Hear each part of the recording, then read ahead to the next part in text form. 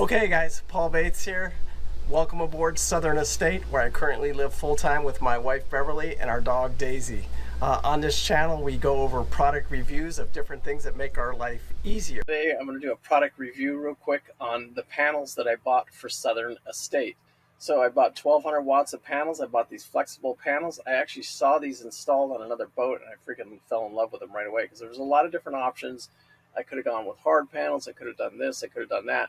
But in my other channel here, I'll explain why I went with these panels. But today I just want to do a quick product review. I haven't got them yet, but I expect to receive them any day. And these are the panels where the actual system that I bought. So you can see there's 4 panels right here.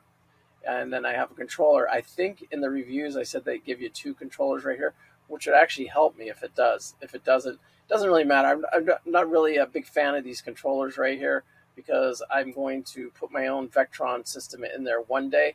But for now, it is cool that I can just go ahead and spend $1,000 and get these. And the reason I had to do that is because nobody would sell these panels separately. And I wanted these big boy 300 watt per panel system. And the only way I could buy it is buy it in the whole kit. So it didn't really hurt me. I went ahead and purchased it that way.